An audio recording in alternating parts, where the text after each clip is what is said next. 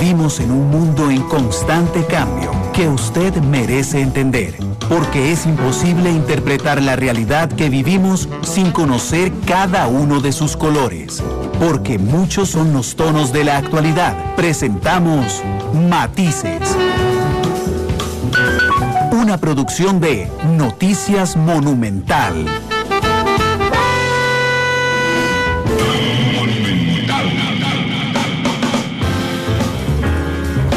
2 de la tarde con 8 minutos. ¿Qué tal? Muy buenas tardes. Bienvenidos a Matices. Muchas gracias por estar con nosotros en este segundo programa de la semana. Recuerden todas las plataformas en las cuales pueden estar con nosotros. Estamos en vivo en radio 93.5 FM, estamos en internet, estamos en Facebook, en la señal en vivo de Noticia Monumental y esta noche pueden observar también el programa a través de Canal 2. El ministro de Hacienda, Elian Villegas, nos acompaña esta tarde. Don Elian, bienvenido a Matices, ¿cómo le va? Feliz tarde. Don Randall, gracias a Dios muy bien y muchas gracias, aquí estamos a la orden en su programa. Muchas gracias, don Elian, por estar con nosotros. Yo tuve la dicha de entrevistarlo apenas se anunció su nombramiento, un día antes de que asumiera como ministro de Hacienda. ¿Qué tal ha sido esa llegada al ministerio, don Elian? Pues ha sido como una montaña rusa, pero yo creo que ya aquí vamos, ya un poquito más tranquilo el tema y pues abocado en este momento a trabajar fuertemente en el recorte de gasto que esperamos presentar la próxima semana en la Asamblea Legislativa. ¿Y por qué como una montaña rusa? ¿Qué pasó? No, porque hay muchos temas. El ministerio tiene infinidad de asuntos. Tiene la parte de tributación, tiene la parte de aduanas, tiene encima una relación muy intensa con la Asamblea Legislativa. Tenemos que ver proyectos de ley, no solo de empréstitos, sino que ahora se nos vino encima propiamente lo que fue toda esta situación de la entrada en vigencia de algunas tarifas para el IVA el día de mañana. También en la entrada nomás tuvimos el presupuesto extraordinario. La reacción de la Asamblea Legislativa que se dio ante eso, también tuvimos todo el tema del incremento salarial por COVID, o más bien el no incremento salarial por COVID que aplica a partir del próximo año. Entonces sí, hubo muchos temas y ya hasta ahora estamos un poquito tratando de tomar en lo que se puede el control de la agenda, ¿verdad? Porque de momento hubo como hacer casi como de malabarista para tratar de apañar los distintos temas que venían por todo lado. Al puro inicio, don Elian, hubo, de hecho se lo pregunté ese día, que había críticas de que usted no fuera un economista, y usted se defendió diciéndome, sí, pero vea en la práctica la experiencia que he tenido en el sector público administrando instituciones, como es el caso del INSS. ¿Usted siente que ya pasadas estas semanas ha callado un poco las críticas, don Elian, respecto a esa observación a priori que hacían muchos sobre usted? Bueno, más que acallar las críticas, he tratado de ocuparme de los temas y de enfocarme un poquito en todas las cosas que hay que trabajar acá desde el ministerio, tratando de conversar con el público al que está dirigido el ministerio, con una cantidad importante de ese público, y creo que en la medida de las posibilidades les hemos contado qué es lo que queremos hacer, cuál es el enfoque que tenemos, y creo que eso de alguna forma pues nos ha ayudado a convencerlos de que venimos a hacer un trabajo serio, de que nos interesa más allá de cuál es la profesión de cada uno, pues que tenemos claro cuál es el problema, cómo vamos a enfocarlo, y que lo que estamos haciendo, lo que queremos hacer al final es en beneficio del país. ¿Quién es ese público con el que conversa? Usted me dijo, ese público al que está dirigido el Ministerio de Hacienda, ¿quién es? Este público es todo Costa Rica. He estado en muchos medios de comunicación a lo largo de estos días, he tenido que conversar, hasta este momento he conversado probablemente con unos 40 diputados, he conversado probablemente con muchas cámaras,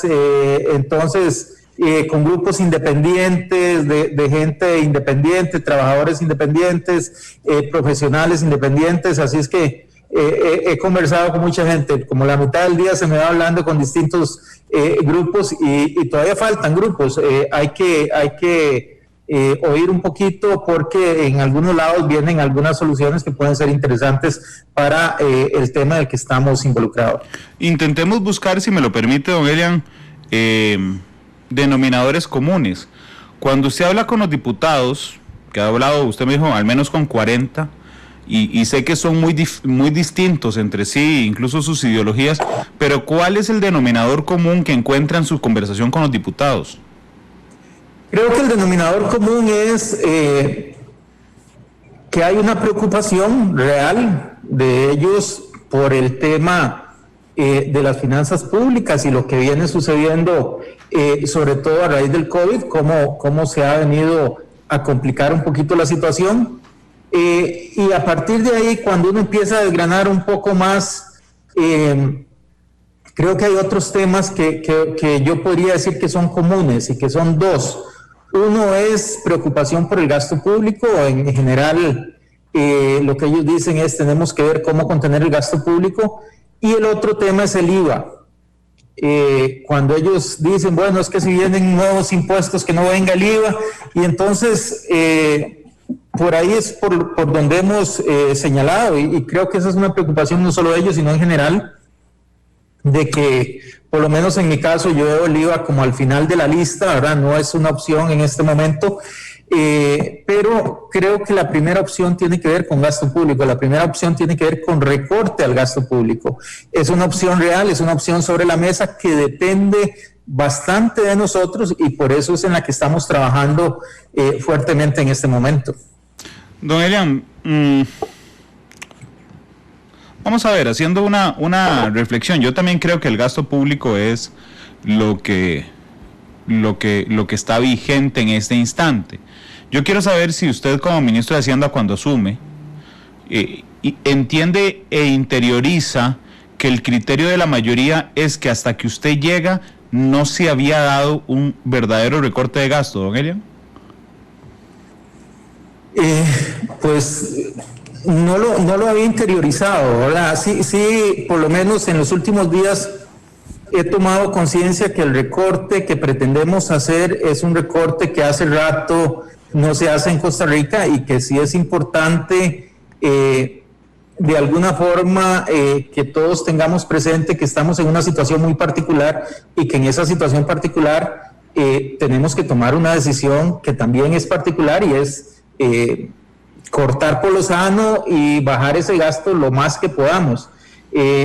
Pero sí estamos viéndolo con mucha seriedad, porque también hay que verlo desde el otro punto de vista. Si no lo cortamos desde este lado, entonces tengo que ir a buscar el financiamiento desde el otro. Si lo corto aquí, no tengo que financiarlo, y eso es menos gasto por intereses, y entonces al final eso me suma en una ecuación donde lo que ocupamos es sumar ingresos, restar intereses, restar gastos, de forma tal que tengamos al final un número que sea equilibrado y que sea consecuente con lo que es el tamaño de la economía costarricense y las posibilidades del país de sostener un determinado gasto público.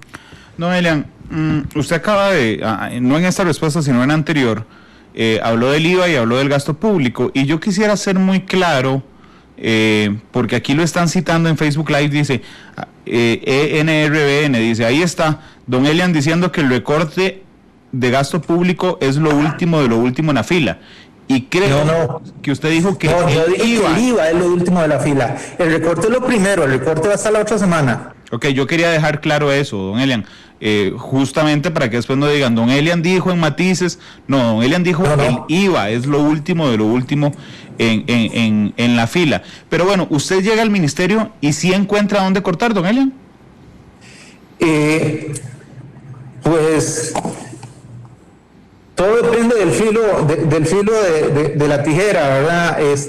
A veces hay lugares que están un poco duros, pero si usted afila la tijera, si usted afila el cuchillo, puede cortar con más facilidad. Así es que lo que hemos estado haciendo es afilando esa tijera, y esa tijera, ¿quién la afila? Esa tijera la afila la voluntad del señor presidente de la República, quien ha dicho, aquí vamos con un recorte, ese recorte tiene que ser importante, y todos tienen que poner de su parte. Y fue una instrucción clarísima del señor presidente y nosotros, pues consecuentes con eso, vamos en esa dirección, porque en este momento es la dirección exacta hacia donde vamos y es la instrucción que le dio el señor presidente a todos los ministros, y siendo consecuentes con eso, pues vamos a procurar que el recorte sea un recorte fuerte, un recorte importante. Habrá que buscar dónde cortar, habrán situaciones que le duelan a algunos jerarcas, y eso lo sabemos, que le duelan porque hay cosas que quieren hacer. Es decir, cuando las personas asumen un puesto de ministro en cualquiera de las carteras, se encariñan con programas, tienen ideas que quieren llevar adelante, transformaciones que quieren realizar, pero estamos en una situación donde algunas de esas cosas habrá que pararlas. ¿Por qué? Porque no tenemos la plata para hacerlas todas, y entonces hay que priorizar, y en esa prioridad tenemos que ver, ok, de las 10 cosas que se querían hacer, ¿cuáles son las más importantes? Porque si las 10 son importantes, entonces ninguna es una prioridad.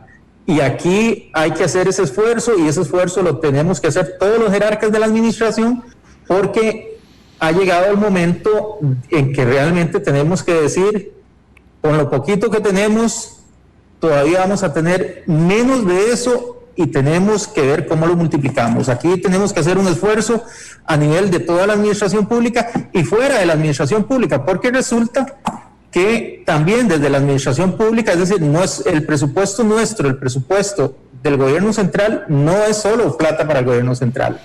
De aquí sale plata hacia otros lados, y esos otros lugares, esas otras instituciones que forman parte del sector público, y en algunos casos no, pues también se van a ver afectadas, y tienen que verse afectadas porque sencillamente es una situación de pandemia que ha afectado las finanzas públicas, y si las finanzas públicas se ven afectadas, si hay un recorte, todos tenemos que vernos afectados.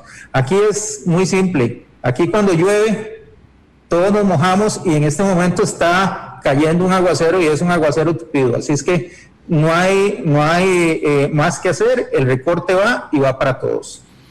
Don Elian, bueno, el recorte va y va para todos. Hace 2 semanas tuve el placer de entrevistar a 2 personas a las que respeto mucho, creo que usted también, a don Fernando Naranjo, que es el exministro de Hacienda, y a don Luis Lieberman, el exvicepresidente de la República.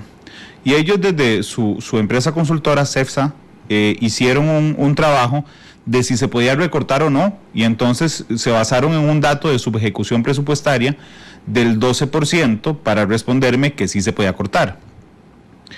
Y usted me ha dicho, Randall, yo entiendo que le duele a algunos ministros los recortes, pero si hay una subejecución de este tamaño, significa que sí había tela sobrante, don Elian, en las finanzas públicas.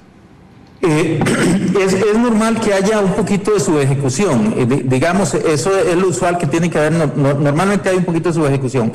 Más allá de eso, aquí estamos realizando recortes, y después del recorte, cuando terminemos el año, usted va a ver que siempre va a haber una subejecución. Entonces, si uno fuera tan fino como para poder decir, ok, la subejecución este año va a ser del 11,8% y va por aquí, y usted la dibuja y saca ese pedazo de la tela, eso sería perfecto, pero incluso ahí uno podría decir que no hay mucho recorte del gasto, porque el gasto real es el 88-89% que está en el presupuesto. Entonces, acá lo importante es que estamos recortando y estamos incluyendo incluso algunas partidas donde normalmente lo que se hace es la transferencia, se toma el dinero que tenemos acá en el gobierno central y se le traslada a un tercero que tiene derecho a esa partida presupuestaria. Le decimos, toma estos 100 colones, son suyos, y entonces ese tercero toma ese dinero, puede ser una institución pública, y toma ese dinero y lo deposita en su cuenta y ahí lo deja. Ahora lo que estamos diciendo es, no señor, este dinero no se lo puedo dar, no le voy a poder dar todo, le voy a poder dar una parte nada más. Usted que tiene allá una platica en aquella cuenta, entonces por favor, para que ejecute el gasto, tome aquella platica en la cuenta, tome este poquito que le estoy dando y proceda. pero no le podemos entregar la totalidad de lo que usted está acostumbrado a recibir. ¿Por qué? Porque no hay para tanto. Es decir, es tan sencillo como eso. Es una situación donde no contamos con todos los ingresos que íbamos a contar y entonces sencillamente no podemos repartir lo que no hay. Y todos aquellos que se ven afectados por esta situación, pues básicamente lo que van a tener que hacer de alguna forma es entender que el Estado costarricense no está en capacidad de darles la misma facilidad que les daba antes.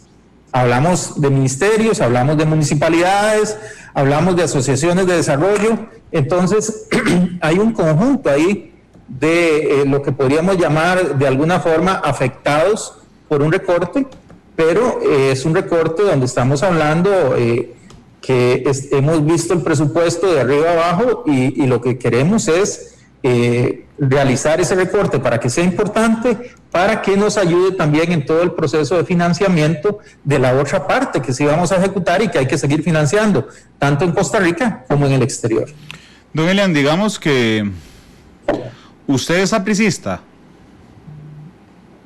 Mi primer equipo es Pérez de León, pero el segundo digamos que sí es saprissa, aunque ayer quería que ganara la Juela. ¿Por qué? Y le voy a decir por qué. Porque en estas circunstancias en las que estamos, un par de partiditos más, pues habrían sido bonitos de ver, habrían mantenido un poquito la tensión competitiva y la gente habría estado metida en una actividad que le gratifica mucho y no pensando en situaciones particulares de esta enfermedad, esta pandemia en la que estamos, ¿verdad? Eso ayuda de alguna forma a eliminar tensión. Así es que ayer quería que ganara la liga, pero en buena hora. Así es que felicitaciones a todos los sapricistas. Bueno, digamos que usted es más sapricista que eso, porque si usted quisiera que ganara la liga es mal sapricista, pero digamos que es más sapricista eso, y entonces hoy, que no estuviéramos en pandemia, hace una fiesta para invitar a todos sus amigos, a esta fiesta, y resulta que la fiesta la hace justo a la hora de la cena, es decir, todo el mundo llega con hambre. Y entonces usted tiene, no sé, 50, 100 invitados. ¿Cuántas entidades compone el presupuesto nacional? Es que no es cuántas las componen, es a cuántas van transferencias. Sí, ok. Y las transferencias van a muchas. Podríamos estar hablando probablemente de unas 300 a 400. Ok, digamos que usted tiene 300 invitados a esa fiesta. Entonces usted... Le dijeron, vea, don Elian, el queque más grande que le podemos hacer es uno para 350 personas. Y usted dice, listo, ajustadito, así. Listo y ajustado, todo, nadie va a quedar con hambre. Ok, pero cuando le llevan el queque, porque el molde se perdió, le llevan un queque para 250 personas. ¿Quién escoge, utilizando esta metáfora, quién escoge en el gobierno de la República a quién le dan un pedazo más grande de queque y a quién no? ¿Es usted, don Elian? Inicialmente sí me corresponde a mí, pero evidentemente son situaciones que ya en un caso extremo, e incluso la misma ley lo establece, que en caso de diferencia se eleva al señor presidente de la República. Ahora, aquí yo le diría que el queque hay una forma de repartirlo, y es, inicialmente usted le debería dar queque a los chiquitos, porque a los chiquitos siempre les gusta más el queque, y probablemente si queda algún pedacito por ahí, pues déselo a las personas mayores, porque un poquito por respeto, otro poquito porque ese queque pues a ellos representa mucho más probablemente que para la gente más joven. Lo que le quiero decir es que si estamos hablando de gasto público, piense primero en los más débiles, piense primero en la parte social del gasto, ver cómo la conserva, y nosotros aquí estamos pensando en un segundo componente, que es en el componente de la inversión. ¿Por qué? Porque el componente de la inversión nos va a permitir que esos que no comieron queque tengan la posibilidad de salir a comprar su propio queque y comérselo más adelante. Y entonces por eso hay que resguardar esas dos cosas que son muy importantes. La parte social hay que cuidarla, es la función del Estado, y la inversión nos ayuda en el proceso de reactivar la economía. Entonces es esencial también cuidar ese componente. Bueno, justamente utilicé esa metáfora, don Elian, porque quería preguntarle esta conclusión, que me parece que usted ha adelantado ya, que es, podría haber esquemas donde una persona me diga, bueno, está bien, viene el queque 250, entonces cada tajadita es más chiquitica para que los 350 coman. Usted no. Usted me dice, no, yo tengo que darle la misma tajada que le tenía prometido a los chiquitos, porque si no se les va a bajar el azúcar y van a tener problemas de crecimiento. Después a los señores mayores y veremos a ver de qué tamaño son las otras tajadas. ¿Esa es la diferencia que usted ha venido a imprimirle al Ministerio de Hacienda, don Elian? Es uno de los temas que estamos trabajando y que estamos cuidando en el recorte presupuestario. Por ejemplo, todo el tema de una cuestión tan importante como protegerlo, estamos cuidando, pues si bien hay un recorte importante en educación, estamos cuidando todo el tema de comedores escolares, porque los comedores escolares es fundamental que le puedan llevar la comida a la gente que en este momento está en una situación crítica. Y por otro lado, hay cosas que estamos eliminando, estamos diciendo viajes al exterior, bueno, aunque nos recuperemos de la pandemia, aunque se abran los aeropuertos, aquí estamos dejando un poquitico de plata nada más para relaciones exteriores, COMEX y presidencia. El resto, pues ya veremos unos documentales muy bonitos que hay en Netflix, pero no podemos salir. ¿Por qué? Porque no existen las condiciones económicas en este momento para que nadie más pueda salir, nadie más del Ejecutivo.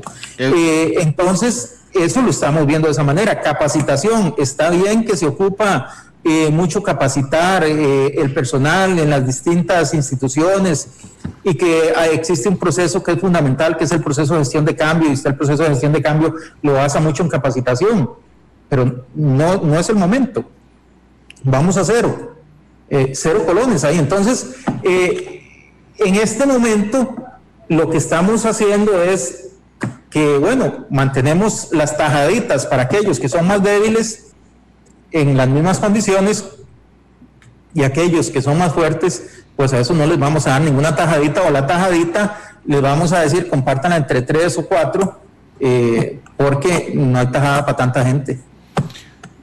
Sí, don Elian, si usted llega a una primera comunión de un montón de chiquitos que ninguno es suyo, usted nota cómo los papás y las mamás creen que su hijo es el que se ve mejor en esa primera comunión, ¿verdad? No es solo porque, digamos, tengan el sueño de que el niño haga la primera comunión, sino porque la subjetivización es muy fuerte.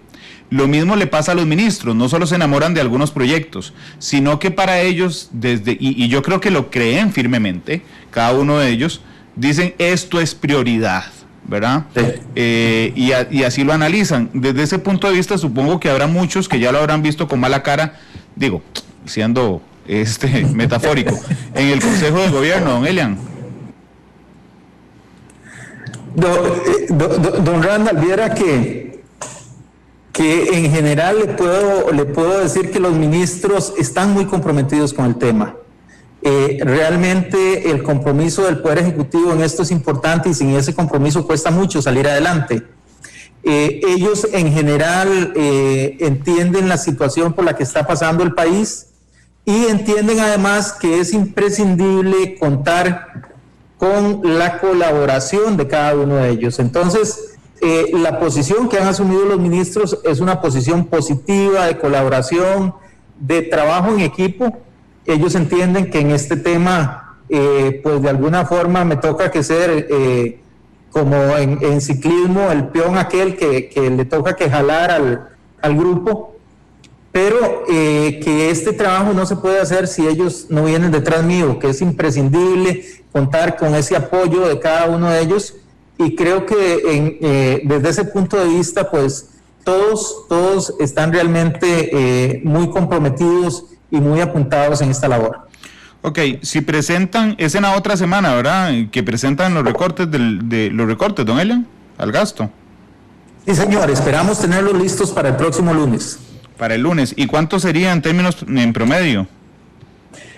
Esperamos llegar al menos a un 1% del PIB, que esos son un poco más de 300 mil millones de colones, más intereses que los estamos contabilizando por aparte, que también estamos cortando el pago por intereses. Esperamos en unos 60, 70 mil millones, pero eso lo estamos contabilizando por aparte. Entonces, yo esperaría que sea al menos ese 1% del PIB. Okay. ¿Y cómo van a cortar el gasto de interés, don Elian? Eso es parte de la estrategia que se ha venido siguiendo, que tiene que ver con dos cosas. Primero, el tema de los empréstitos. Nosotros financiándonos aquí en Costa Rica, deuda interna, esta deuda interna tiene tasas muy altas.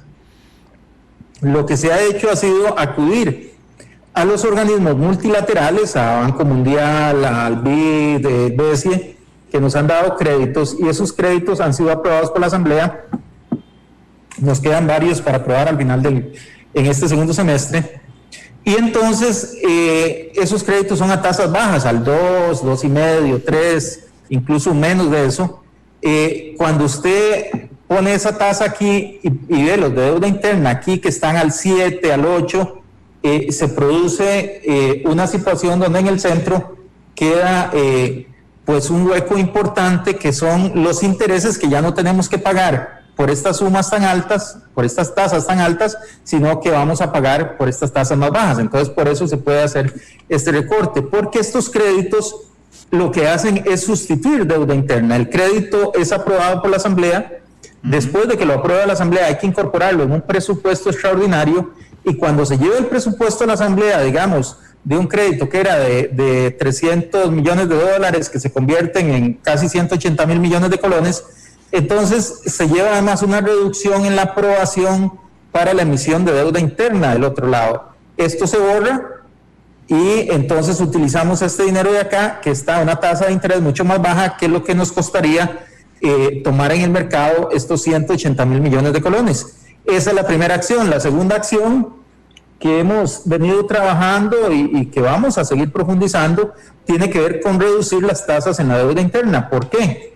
Porque la deuda interna también es importante tenerla. Entre otras cosas, es importante contar con el mercado interno de deuda, y además porque le elimina un riesgo que es el riesgo cambiario, es el riesgo.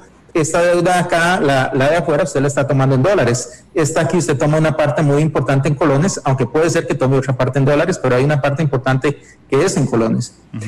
Entonces, es importante que esta deuda no tenga las tasas aquí de altas, sino que las tasas sean más razonables. Para decirle, por ejemplo, el día de ayer que teníamos subasta, nos llegaron alrededor como de unos 40 mil millones de colones y unos 70 millones de dólares.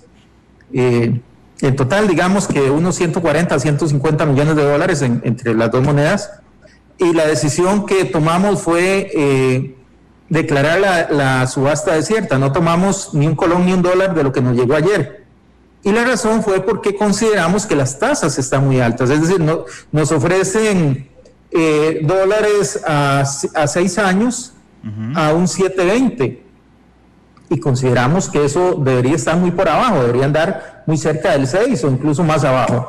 Entonces, de alguna forma lo que quisimos fue enviar un mensaje al mercado de que no puede ser que tengan miles de millones de colones depositados en el mercado interbancario de liquidez, en el Banco Central, a 0.75, y que nos vengan a cobrar a nosotros por ese mismo dinero que tienen ahí un 8.43.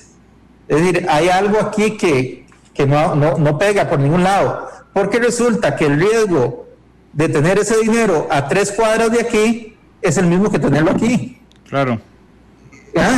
Entonces, hay una situación ahí que de alguna forma hay que llamarle la atención también a los inversionistas institucionales y decirles, y la forma de decírselos es no tomándoles el dinero, que si bien el Ministerio de Hacienda requiere de ellos, y es importante para el Ministerio de Hacienda contar con el apoyo financiero de los inversionistas institucionales costarricenses, pues también el Ministerio de Hacienda juega un rol importante para ellos en la administración de sus carteras.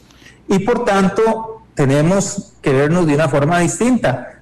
Tenemos que ver cuál es el interés de Costa Rica. El interés de Costa Rica es tener deuda interna a tasas razonables. Claro. Y un 8,43% por un título a 6 años escapa de lo que uno podría decir que es razonable. Don Elian, pero ¿cuán efectivos son esos mensajes? Porque, por ejemplo, yo tengo un compañero aquí, Fernando Muñoz, y se va a reír cuando cuente esto, pero Fernando se pelea con todos los que llaman a ofrecerle tarjetas. pero se pelea en serio, ¿verdad?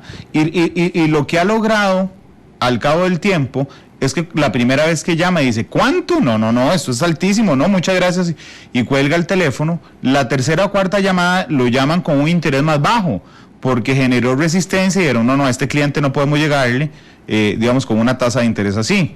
Y se vuelve efectivo. Eso sí, no es inmediato, no es que lo llaman al día siguiente.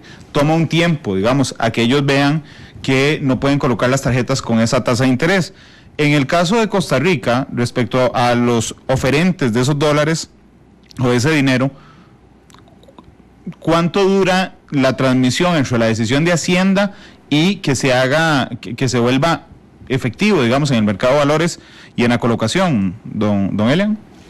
Bueno, en el último mes hemos venido hablándole un poquito de eso al mercado de distintas maneras y hemos logrado un poquito ir reduciendo la tasa. Lo que pasa es que ya ayer lo que les quisimos enviar fue un mensaje mucho más claro y decirles que va en serio el tema, es decir, que tenemos que reducir la tasa seriamente, ¿verdad? Entonces, tal vez la diferencia aquí está en que don Fernando es uno entre millones de clientes a los que ellos pueden acceder. Entonces, si la tarjeta no le vendió, la empresa de tarjeta no le vendió esa tarjeta hoy, se dirige a otras 5,000 personas que tenía para llamar. En el caso del Ministerio de Hacienda, es el único proveedor de títulos con riesgo soberano. Entonces, el próximo lunes, si ese dinero no lo han... No lo pueden colocar en otro lugar en Costa Rica, seamos claros en eso. Ahora, ¿quiere eso decir que el Ministerio de Hacienda puede hacer lo que quiera con las tasas de interés? No, tampoco, pero sí busquemos un punto razonable, busquemos un punto donde digamos, ok, la tasa de interés está acorde con el riesgo país que tiene Costa Rica, pero lo que no podemos hacer es, en medio de una situación como esta, tomar ventaja de un Ministerio de Hacienda que normalmente está requiriendo dinero y que va a las subastas semana a semana con la intención de levantar montos importantes para efectos del financiamiento.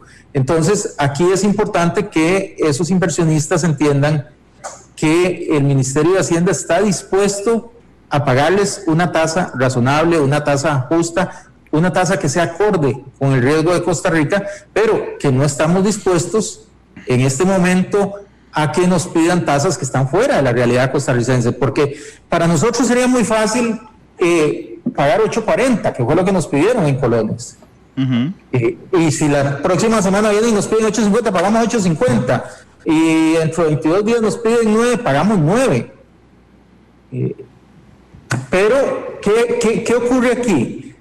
Que entonces lo que estamos pagando por intereses es mayor y mayor y mayor, y cada vez se nos suma a lo que llamamos al final el déficit financiero. Y entonces vamos a terminar el año y en vez de estar con un déficit más bajo, vamos a tener un déficit aquí más alto. Y para el año próximo, ¿qué tenemos que hacer? Tenemos que salir a financiar el presupuesto más el déficit. Claro, es como Entonces no es tan sencillo, es decir, es importante bajar ese colchón de intereses. Entre más lo bajemos, menos tenemos que financiar el próximo año. Y más barato nos puede salir entonces seguirnos financiando.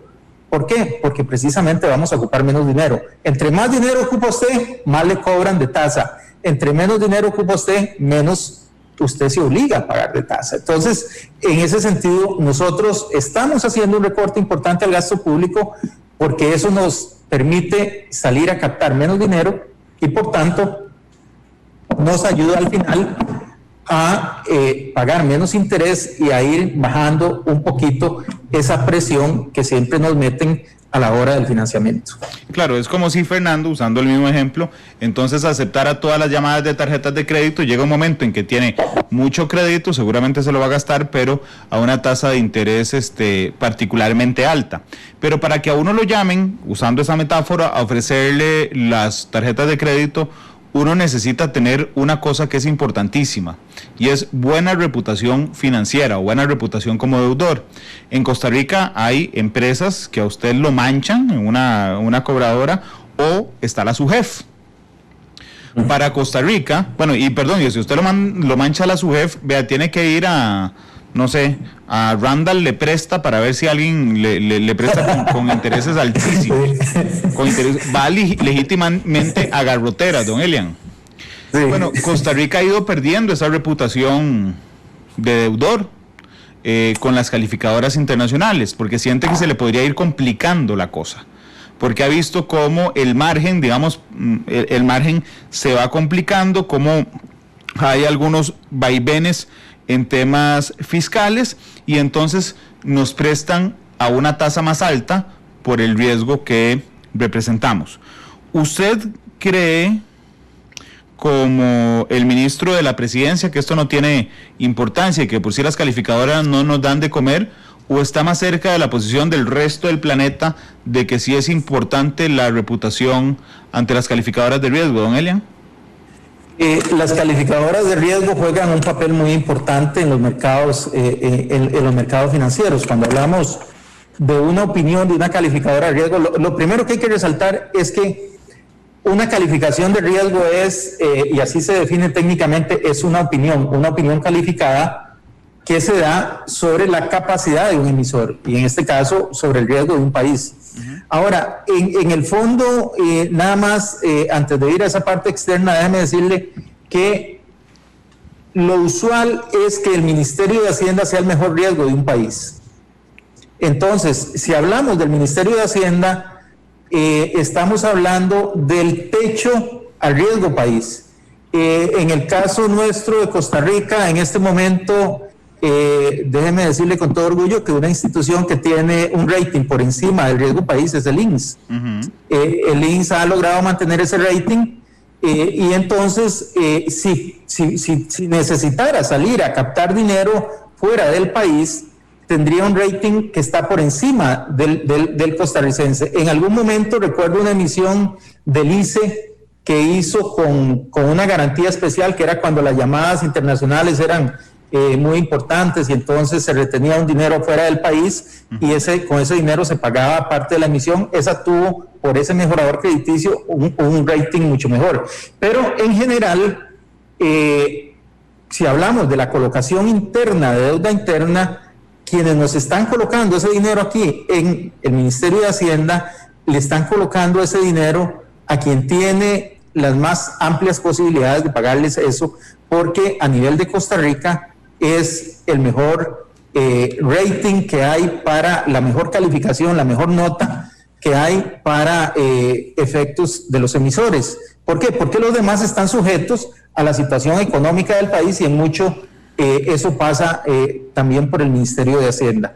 Entonces, hecha esa aclaración en cuanto a lo que son los mercados internacionales, las calificaciones de riesgo son muy relevantes y son muy relevantes por varias situaciones. Una de ellas, cuando la gente administra dinero a nivel internacional, una de las cosas que dicen es, ¿cuáles son los parámetros para la inversión? Bueno, uno es, yo quiero solo invertir en aquellos emisores AAA, AA o A, etcétera, pero entonces se establece un listado, un apetito de riesgo que se llama. Si mi apetito de riesgo es que yo solo veo o solo invierto dinero en AA para arriba, entonces si le llega un bono de Costa Rica, lo que va a decir es, a mí me gusta mucho Costa Rica, yo voy de vacaciones a Costa Rica, me encanta, pero para la cartera de inversiones no tiene la nota que ese inversionista requiere. Y entonces nosotros no podemos entrar en esa canasta y para efectos de ese inversionista estamos fuera. Y entonces hay muchos inversionistas que se mueven directamente por la nota que otorga la calificadora de riesgo. Entonces, esa nota que nos dan, esa opinión, es importante mejorarla. ¿Y cuál es la forma de mejorarla? Bueno, la forma de mejorarla al final tiene que ver mucho con las cosas que hemos estado hablando hoy acá en la tarde: disminuir el gasto público, disminuir el pago por intereses, llevar adelante un proceso, por ejemplo, como el que ha venido llevando toda la parte de salud de este gobierno para tratar de sacar al país adelante en medio de la pandemia, mantener la paz social con los programas sociales adecuados, etcétera. Hay un conjunto de cosas que nos pueden ayudar en ese proceso y lograr un proceso importante que nos permita disminuir el déficit fiscal, mantener la estabilidad económica. Eso es fundamental. Una vez que logremos eso, la nota va a ir mejorando y conforme esa nota mejore, nuestras posibilidades de ir a financiarnos fuera del país van a ser mucho mejores que las que tenemos hoy día. Hoy día nos resultaría un poco difícil por la nota que nos están dando las distintas calificadoras de riesgo internacional, pero eso es algo que podemos mejorar a través del tiempo. Don Elian, dice Oscar Segura, somos B perspectiva negativa, es decir, casi bonos basura. Antonio Chávez dice, sí, pero nos tienen con B negativa, casi C negativa, que ni siquiera en no voy a decir la marca, en Randall le presta, le darían un 5 al país. Es decir, no es que nos calificaron ahí medio mal, es que estamos muy, muy mal. Y todo esto que usted señala, que son, valga la repetición de palabras, señales al mercado y a las calificadoras, ojalá lo logre, don Elian, pero nos ha agarrado tardísimo para hacerlo. Bueno, nunca es tarde cuando la dicha es buena, hay que esperar un poquito, y si no, que lo digan los cartagos, don Randall, ¿a usted le gustaría ser campeón en este momento? Igual podemos llevar adelante un proceso de mejoramiento de la calificación y eso va a ocurrir de forma natural si hacemos las cosas bien, si nos centramos en lo que es realmente importante. Yo creo que eso lo podemos hacer. Ahora, en este momento, si usted me dice, le dan la autorización para salir al mercado internacional a captar eurobonos, bueno, creo que no es el momento. Creo que esos radioescuchas que le han enviado esos mensajes tienen toda la razón. Este no es el momento porque las calificaciones que tenemos son malas calificaciones y entonces por eso hay que hacer el esfuerzo para mejorar, y una vez que mejoremos podríamos pensar en optar esos mercados. En este momento no lo veo conveniente y será mejor esperar tiempos mejores, ya vendrán tiempos mejores. Pero ¿cuánto se dura mejorando? Bueno, esperemos que si el COVID no nos sigue provocando cierres en la economía, si no fuera necesario, podemos de alguna forma activar, aunque sea parcialmente, la parte económica. Esperemos que este segundo semestre sea un mejor semestre, no va a ser un semestre al 100%, pero que nos permita ir saliendo un poquito de esta situación, y yo creo que ya habrá que ver exactamente cuál va a ser el impacto de esto y cómo se replantea nuevamente la actividad económica, que aquí es fundamental, ¿verdad? Pero yo esperaría que de aquí a fin de año estemos en mucho mejor condición de lo que estamos ahora, que los tiempos peores en términos económicos hayan pasado ya, y que de aquí en adelante pues tengamos una situación que va a ir mejorando gradualmente y ojalá en beneficio de la mayoría de la gente, ¿verdad? Claro, lo que pasa es que somos un país que da tremendas señales contradictorias, ¿verdad? Y no es solo su responsabilidad, don Elian. Pero, por ejemplo, usted está sentado hoy en Matices diciéndome, Randall, vamos a cortar el gasto, y no es una idea de campaña, sino que la otra semana vamos a presentar, dice usted, un proyecto para cortar el gasto en al menos 1% del PIB, en al menos 300,000 millones de colones. Ahí hay una idea concreta. Ok. Mientras usted dice eso, y aunque no le haga ni cosquillas al presupuesto, la Junta de Protección Social destina 60 millones de pesos para hacer un anuncio de que cumplen 175 años. Y entonces yo entiendo que ese es un pellizquito al presupuesto, comparado al presupuesto nacional, pero es un mensaje tremendamente contradictorio, don Elian.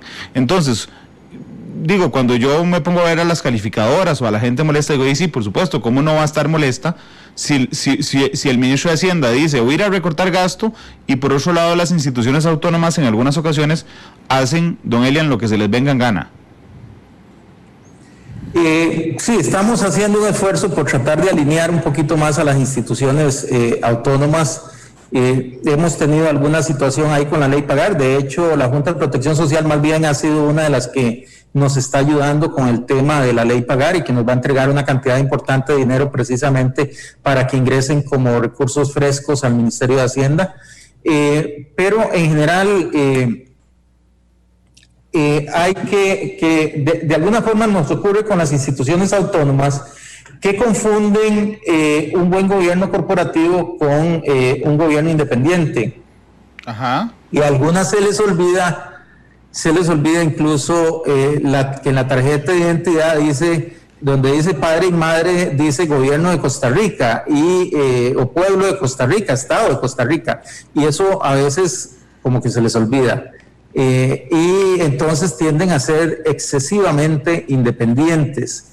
Eso es una situación que hay que corregir con algunas. De hecho, estamos hablando con algunas de ellas porque incluso se da la situación de que algunas no tienen su dinero, que debían tenerlo, algunas de ellas en caja única y resulta que no lo tienen. Otras tienen inversiones que podrían tener perfectamente en el Ministerio de Hacienda y las tienen tal vez en otro lado. Entonces son situaciones que estamos conversando con algunas de ellas porque no deberían darse, deberían entender de dónde viene su identidad. Claro. ¿Con quién están hablando? ¿Con cuáles de ellas?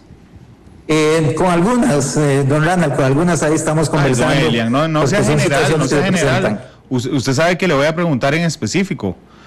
La Junta de Protección Social, por ejemplo, es una de ellas. ¿Ya convencieron a doña Esmeralda de que no haga ese anuncio?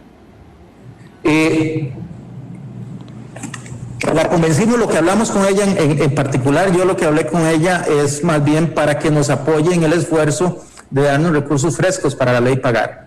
Entonces, ese fue el tema que conversé con ella y ella en eso sí nos va a ayudar. Pero no hay nadie, le pregunto, en toda confianza, don Elian, no hay nadie que le diga a doña Esmeralda un anuncio de 44 millones de pesos es absolutamente contradictorio con lo que le estamos pidiendo al país. ¿Hay alguien que se lo ha dicho? ¿Usted o alguien? Don Randall, no sé si habrá alguien que haya conversado con ella de ese tema. Supongo que puede haber alguien. Yo en particular no he conversado de ella, no tengo una relación con ella de jerarquía ni nada por el estilo como para conversar de ese tema con ella. Bueno, mi pregunta real, ¿eso no es su papel? ¿No es qué, perdón? No, ¿ese no sería su papel, don Elian? También, como ministro. No, para eso existen las rectorías. No sé exactamente dónde caerá la rectoría de la Junta de Protección Social, más doña bien, Esmeralda.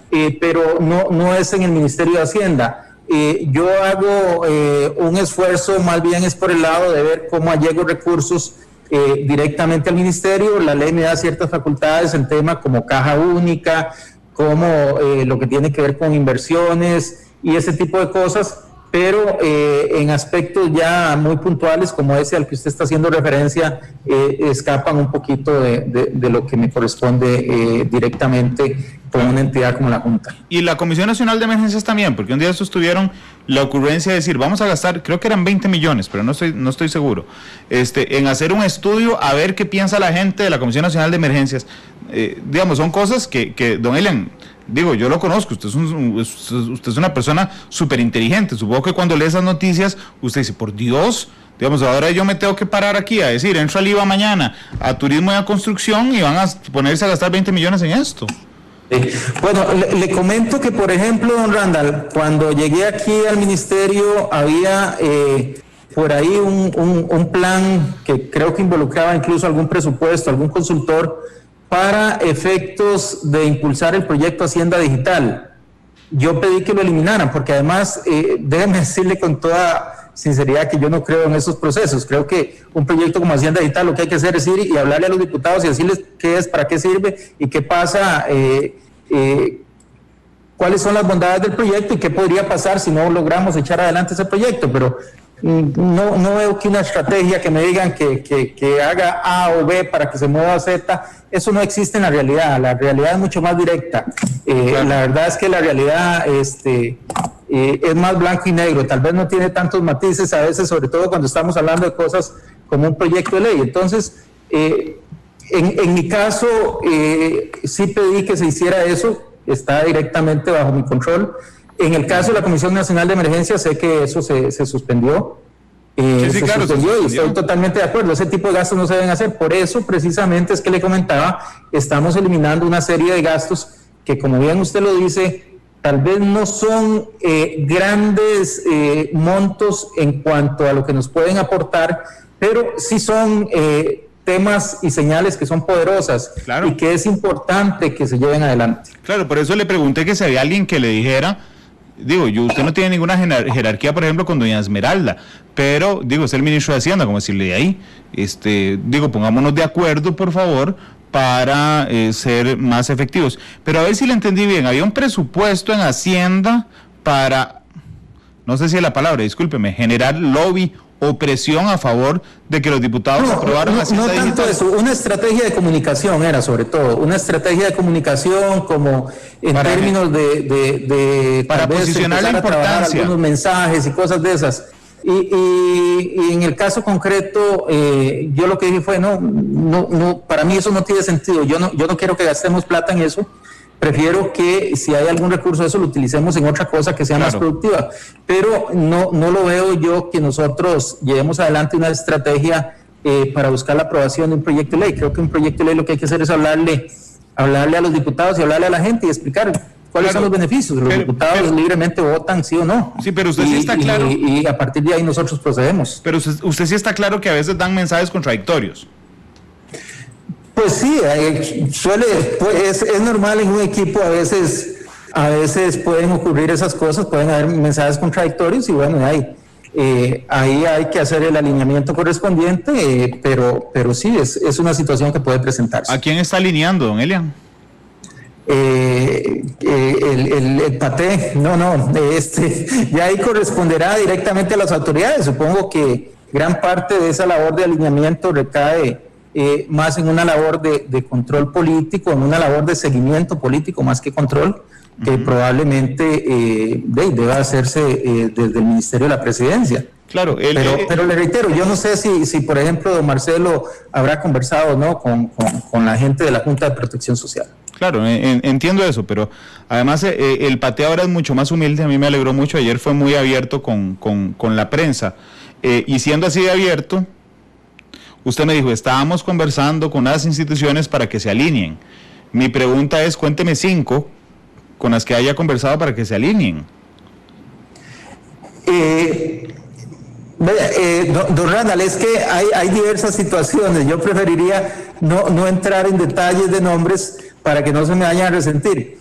Pero yo sí, para que no se me estamos conversando con muchas de ellas porque se nos ha presentado una situación que tiene que ver con Caja Única. Le voy a explicar rápidamente. Caja Única es un principio por el cual un conjunto de instituciones, el dinero que reciben del Estado no lo deben tener en sus propias cuentas, sino que debería estar aquí en el Ministerio de Hacienda.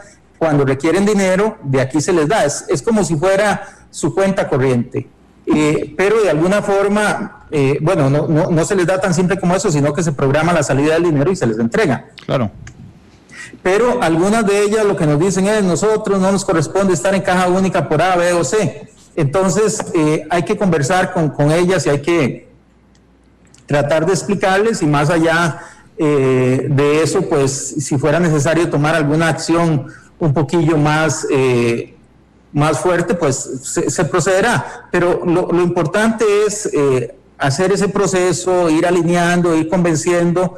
Creo que es más importante en esto convencer que vencer, y al final que la mayoría o todas ellas, las que tienen que estar aquí, pues vengan, nos depositen su dinero en Caja Única, hagan sus inversiones con el Ministerio de Hacienda, y en lo que corresponde a este esquema, que es el esquema hacendario, el esquema propiamente financiero de las instituciones, pues que estén totalmente alineadas. Pues me parece muy bien, pero no se me ha olvidado la pregunta, don Elian, porque yo sé que usted no quiere que se le resientan, pero yo no quiero que se me resienta la audiencia y que me diga que Randall más, voy a usar una palabra muy cartaga, que Randall más purete. Tenía al ministro de Hacienda, se quitó la pregunta y no lo apretó. Particularmente, ¿sabe por qué?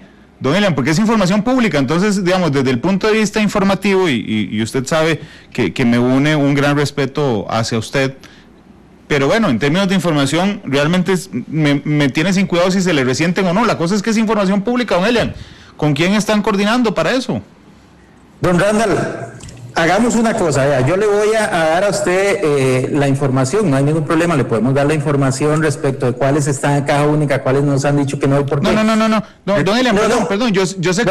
Nada más que no se la voy a dar en este momento, don Randall, porque son instituciones con las que estoy conversando. Entonces, si yo saco un nombre de una institución de esas, puedo echar a perder una conversación que estoy teniendo con una de ellas en este momento. Entonces, eso digamos, en este momento lo que me interesa es que vengan, que traigan su dinero a Caja Única, que inviertan en el Ministerio de Hacienda. Eso es lo que realmente es importante para Costa Rica en este momento y para el Ministerio de Hacienda. Y entenderá que si yo me pongo a decir es que A, B o C, pues en este momento puedo echar a perder eso, y realmente nos interesa que traigan sus fondos hacia acá, no que los tengan en otro lugar. Ese es nuestro máximo interés en este momento. Ok, está bien, pero ojo que yo ni siquiera le pedí detalles de qué está conversando, sino con quién está conversando. Eso fue lo que le pregunté. ¿Usted de verdad cree que echa a perder la conversación, don Elian? Sí, don Randall, yo prefiero en este momento no mencionarlas porque sí, puede ser una situación un poco tensa para algunos, y yo prefiero desde ese punto de vista seguir las conversaciones con ellos, ver cuánto avanzamos, y luego yo no veo ningún problema de aquí a unas semanas hacer pública la lista de los que se rehusaron a llevar adelante un proceso que es absolutamente natural y de acuerdo con la ley. Claro. Pero en este momento yo estoy aquí apenas, cumplo un mes mañana, y lo que quiero es de alguna forma tender puentes con todos ellos que de alguna forma pues también decidieron desobedecer alguna orden que se les está dando, y yo lo que quiero es atraerlos hacia acá, que vengan, que se sientan cómodos y que me traigan la plata, que es el máximo interés. Si eso no se llega a dar después de esas conversaciones, pues habrá que ir más allá, habrá que generar algunas cosas, y a partir de ahí yo no le veo el más mínimo problema en hacer pública la información, pero en este momento le rogaría el favor de que lo dejemos ahí, porque sí me interesa seguir en ese proceso de construcción de puentes. Está bien, pero entonces, si no se logra un acuerdo, don Elian, cuando dice iríamos más allá, ¿está hablando de procesos legales, por ejemplo? Pueden ser procesos legales o administrativos, pueden ser algún proceso de tipo administrativo, puede ser incluso alguna retención de transferencias. Algunas de ellas son beneficiarias de transferencias, y si tienen que estar en caja única y no están en caja única, simple y llanamente no le va a llegar la transferencia. Entonces, pueden ser cosas muy sencillas, pueden ser algunas incluso de facto. Así es que en eso no hay ningún problema. Don Elian, una pregunta en específico. ¿Las instituciones públicas deberían de tener todos sus recursos en la caja única? ¿Todos? No todos y no todas. Por ejemplo, las instituciones que para eso existe en la ley 8131, que por acá la tenemos, que es la ley de la administración financiera, ahí establece básicamente cuáles son. Por ejemplo, por decirle algo, si hablamos de los bancos, si hablamos del INS, si hablamos de las instituciones que están en competencia, no tienen que tener sus recursos aquí. Pero hay algunas, incluso por darle un ejemplo muy sencillo, las juntas de educación deberían estar en caja única. Incluso por una cuestión de control, porque a la larga les cuesta más llevar adelante todo el manejo de su dinero y demás. Y las universidades no están. ¿Las universidades? No. Pero algunas de estas incluso lo que sí deberían tener son sus inversiones en caja única, incluso es parte de lo que hay en caja única, no, en el Ministerio de Hacienda, en el gobierno. Claro. Y eso es parte de lo que hay que conversar con todas ellas, ¿verdad? Todas las que están sujetas a autoridad presupuestaria deberían estar en caja única. Ok, pero digamos, las juntas de educación están fuera de caja única. Digamos, deberían estar adentro, pero deberían estar, y en este momento hay un grupo relativamente pequeño que sí está en caja única, pero la inmensa mayoría no está. Estamos haciendo el esfuerzo ahí, sí, coordinando, incluso hemos conversado con la ministra de Educación y estamos haciendo un esfuerzo también para construirles acá todo el código de ingreso y demás, y para poder traérnoslas a todas, porque sí es importante tanto para el Ministerio de Educación como para el Ministerio de Hacienda que estén en caja única. Le voy a decir cuáles no tienen los recursos en caja única. El IMAS no lo tiene en caja única, el Incopesca no lo tiene en caja única, el INEC no lo tiene en caja única. Vamos a ver aquí, 170, el INDER, el Instituto Costarricense del Deporte y la Recreación, el ICODER, no lo tiene en caja única. Hay un montón que además no tienen buena parte en caja única, aunque tengan una parte. Pero bueno, sí, hay un montón. Está viendo un informe de la Contraloría de 2018. Otra cosa que le preocupa a la gente muchísimo, don Elian, es, por supuesto, dos cosas que me han quedado pendientes. Una es la entrada en vigencia del IVA a las 0 horas de mañana para el sector construcción, el sector turístico y la canasta básica. Usted ha sido férreo diciendo, señores, yo le quito el 1% de la canasta básica, pero pongámosle renta al salario escolar superior, si no me falla la memoria, 840,000 colones. Esa negociación, tengo yo la impresión, don Elian, de que está en punto muerto. ¿Cuál es su impresión? Bueno, hoy ya es 30, el IVA entra mañana. En realidad, pues hasta este momento no conocemos de que se haya aprobado en la Asamblea Legislativa ningún proyecto para mantener la exoneración, para mantener ese IVA en 0% por un año más. Así es que mañana entraría en cobro el IVA para la canasta básica, para insumos agropecuarios. Ahí nosotros presentamos el proyecto, ya hace como unas 3 semanas más o menos habíamos presentado el proyecto, y cuando lo presentamos las dos cosas juntas tiene un sentido, y es que tener la canasta básica exonerada tiene un costo, y consideramos que eso debe pagarse de algún lado, porque no podemos seguir haciendo huecos sin decir de dónde, cómo lo vamos a cubrir. Claro, pero los diputados se sienten coaccionados. No, yo jamás pretendería coaccionar a los diputados. Ellos tienen toda la libertad de elección. Nosotros como Poder Ejecutivo estamos presentándoles cuál es nuestro criterio y consideramos que es importante que vengan las dos cosas juntas.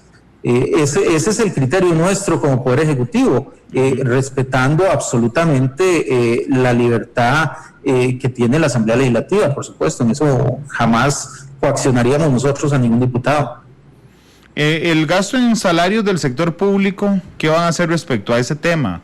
Porque aquí Mari Carmen, por ejemplo, me decía en Twitter que en otros países, excepto salud, educación y seguridad, por ejemplo, han decidido reducir las jornadas en el sector público de 8 a 6 horas, y esto le ahorra un montón de plata, como lo hacen hoy los patronos privados en medio de la pandemia. ¿Esa ha sido una posibilidad planteada, don Elian? Esa es una posibilidad que plantean muy a menudo, digamos, sí me la han planteado, pero al final es una decisión que hasta el día de hoy no ha sido llevada adelante, no se ha concretado en un proyecto de ley. No les sabría decir a futuro. Pero hasta el día de hoy, por lo menos, lo que se ha mantenido es una situación donde se han tocado otros aspectos de lo que son los salarios públicos, por ejemplo, lo que hablábamos del incremento a partir del próximo año. En este momento está en la Asamblea Legislativa la Ley de Empleo Público, está el tema de las anualidades, y hay otra serie de situaciones de ese tipo, pero eso no ha sido planteado hasta el día de hoy. Por lo menos es lo que yo le podría decir en este momento. No hay un proyecto concreto a hoy. Entonces, reducir jornadas y por lo tanto salarios del sector público hoy no está sobre la mesa. Un proyecto concreto hoy no está sobre la mesa.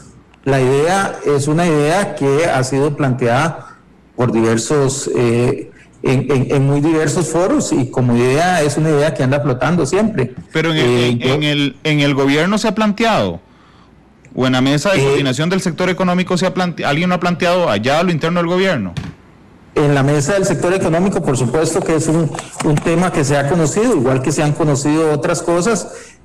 Ni se ha descartado ni se ha aprobado, simplemente se ha conocido, se valora un poquito en términos económicos, se valora en términos políticos, y hay que dar un espacio que habrá en los próximos días, que hay que analizar un montón de cosas, incluida también una idea como esa que realmente ha sido presentada en muy diversos foros, ¿verdad? Claro, don Elian, usted al inicio me dijo, lo último en la fila es un aumento del IVA.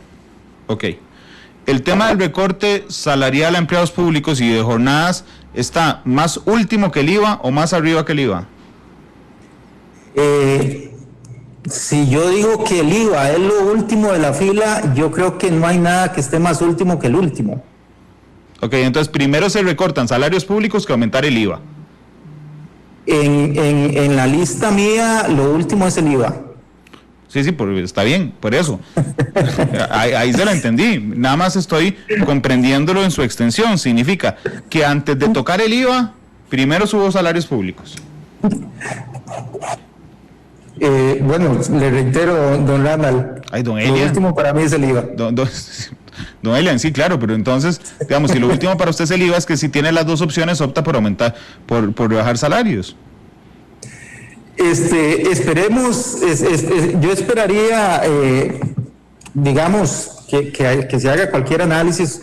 Previo a una decisión de esas tiene que haber un gran análisis económico, político, por supuesto. Pero yo esperaría que lo estén haciendo. Pero tal y como le digo y le reitero, para mí uno de los temas más sensibles, porque afecta absolutamente a toda la población y también que afecta muchísimo a la población de menos ingresos, es el tema del IVA. Entonces yo el IVA sí lo tengo absolutamente de último en la fila. Claro, de hecho le voy a decir, yo no estoy de acuerdo. Sería el primero en reclamar si le bajan el salario a los empleados públicos. Me parece que deberíamos de mantener la economía activa, por lo menos con que algunos ganen completo, pero quería saber las posibilidades que existieron. No, en una queja desde que empezó el programa es la evasión fiscal.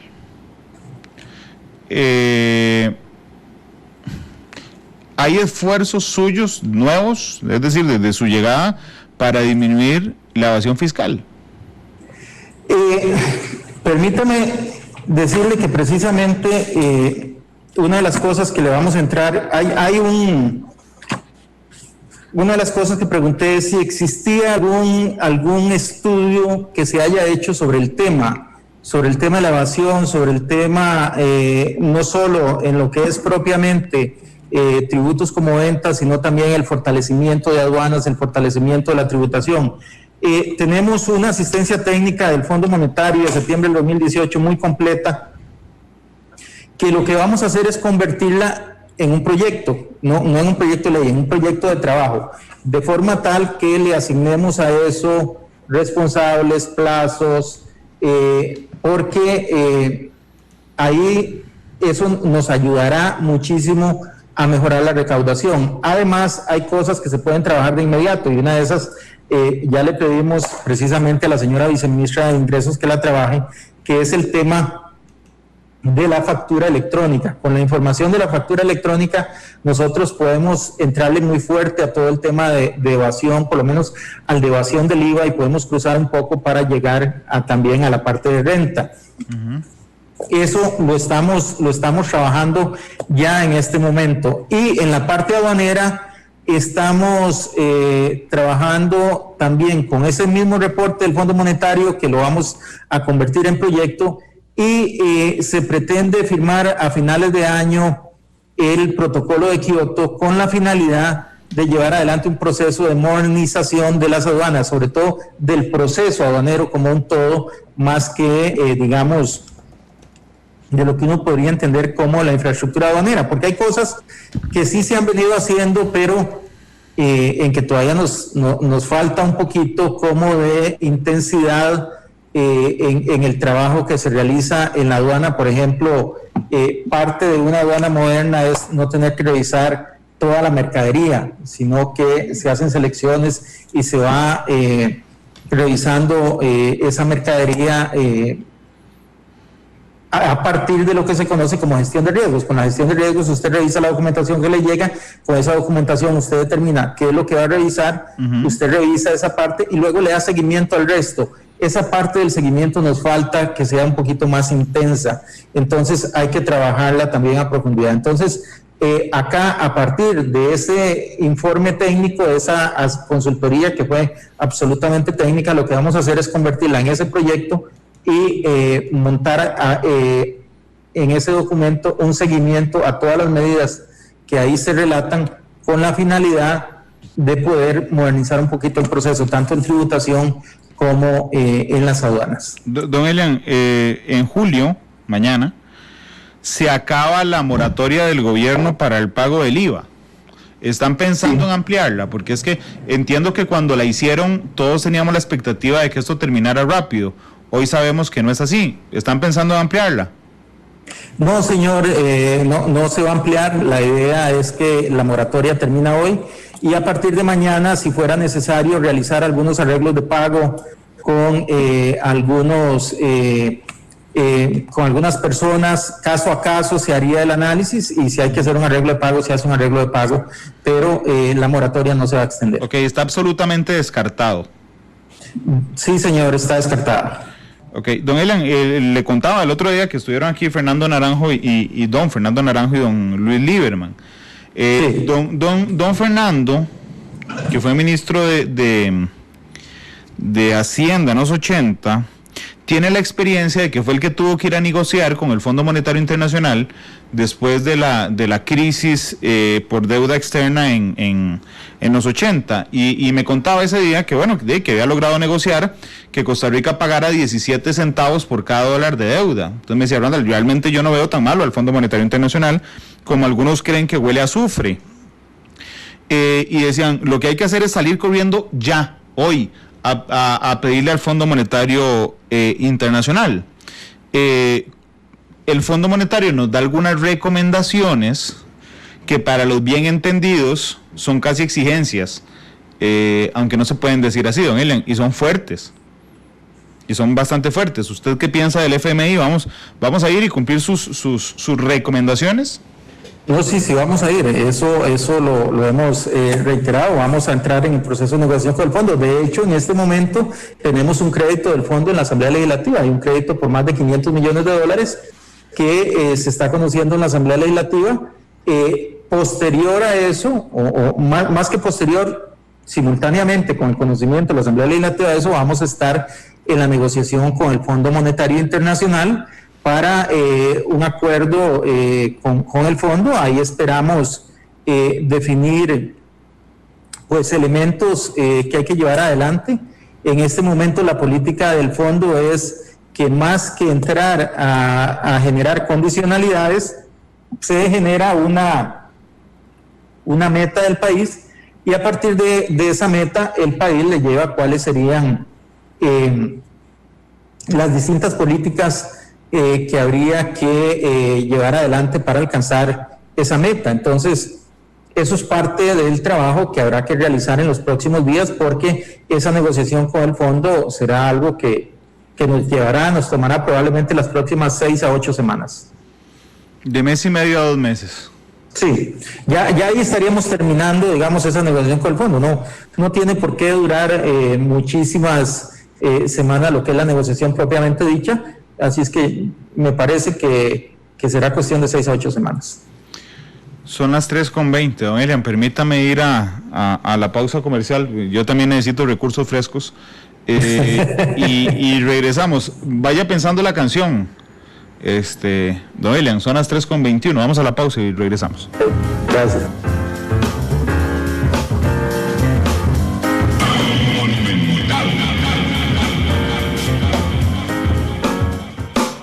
Analizamos los tonos de la actualidad, exploramos sus contrastes, matices.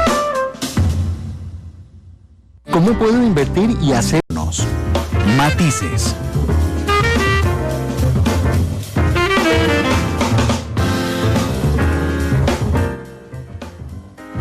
Ya al minuto final de Matices, don Elian Villegas, el ministro de Hacienda, nos acompañó durante todo el programa. Don Elian, ya para cerrar, esperaríamos entonces el lunes una propuesta de recorte que usted, ¿cuántas posibilidades le ve de que efectivamente nos genere, aunque sea un 1% del PIB, don Elian?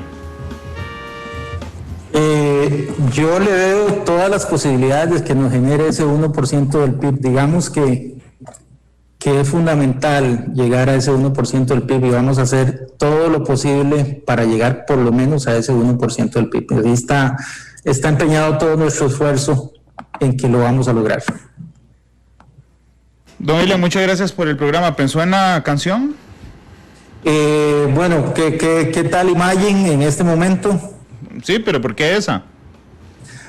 Porque creo que es un momento para imaginarse cosas que pueden suceder más adelante, ver el futuro con esperanza, soñar con que estamos en un país que a pesar de la pandemia, a pesar de la crisis, es un gran país donde existe un futuro enorme, un futuro bonito y pues de alguna forma tenemos que imaginarnos esas cosas también. Bueno, pensé que me iba a pedir No tengo dinero de Juan Gabriel, pero muchas gracias, ministro. Ok, gracias a usted, Randall, y gracias a todos los radioescuchas. Que le vaya muy bien, Noelia. John Lennon, despide Matices, Imagine. Feliz tarde, hasta luego.